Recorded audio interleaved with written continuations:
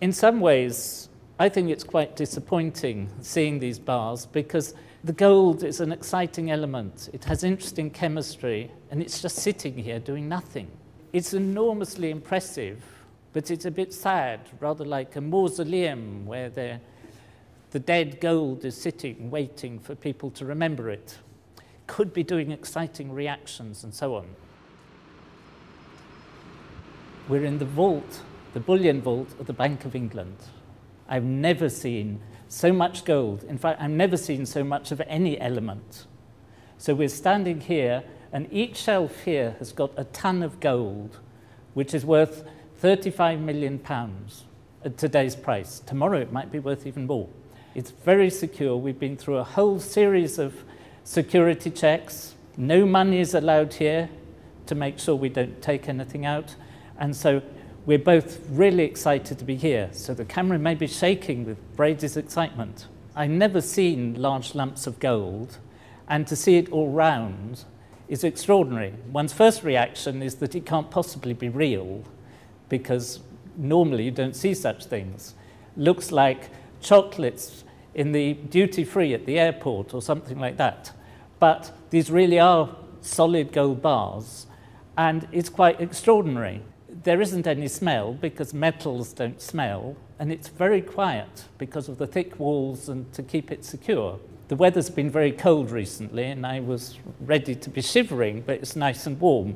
But I suppose gold colour also gives you a feeling of warmth, so it may be partly psychological. The reason why the bank has got this store is because not only the Bank of England, but other central banks like to keep some of their money reserves in gold, because the price of gold is very stable, or the value of gold, compared to the value of currencies, which can go up and down. And so every country has a certain proportion of its reserves in gold.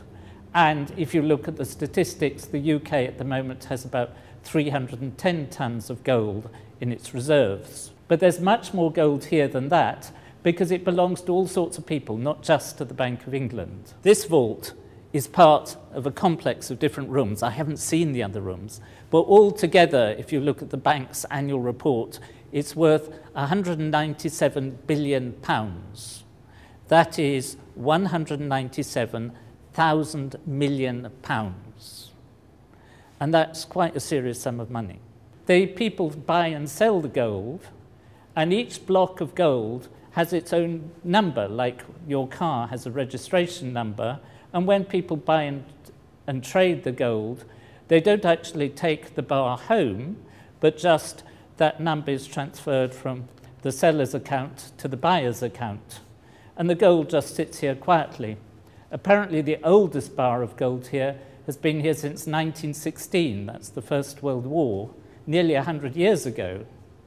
But the beauty of gold as a chemical element is that it's very unreactive.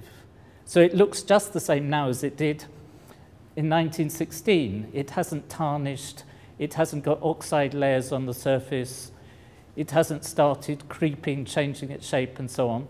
So come over here, because they've given me two bars that we can look at. So we've got two different bars of gold, which are both the so-called London Good Delivery bars, which means that their weight is in a certain limit range.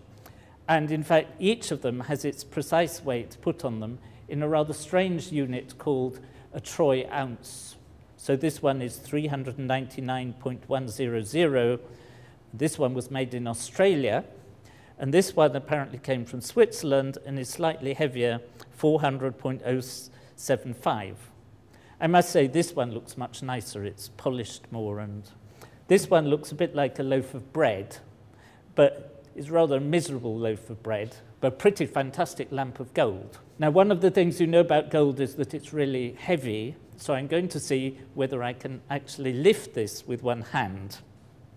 And I can sort of lift it, but not easily. Two hands, it's quite easy. So this weighs, each of these in more understandable units, weighs something like 12.4 kilos or 28 pounds. So for those of you who use imperial units, that's 2 stone. Each of these is worth about £435,000.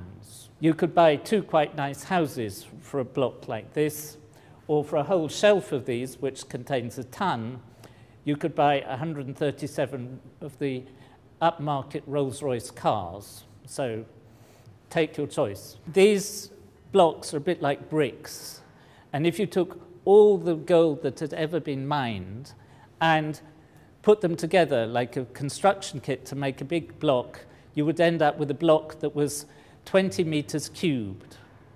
That's 60 feet on each side, which would easily fit, for example, under the legs of the Eiffel Tower. Wouldn't look all that big just as a building on a street. And that's all the gold there ever has been.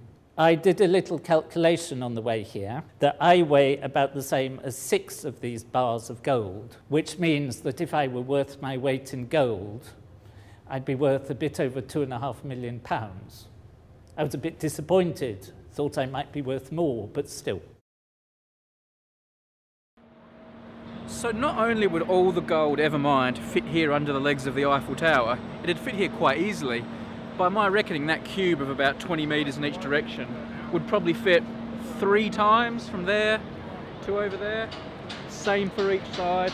And you could probably stack it on top a few times as well. So not that much gold. Now we actually filmed a bit more in the vault we haven't used, so stay tuned, we might use that soon. In the meantime, we've made plenty of other films about gold, we've evaporated it, we've dissolved it. You can check them out also.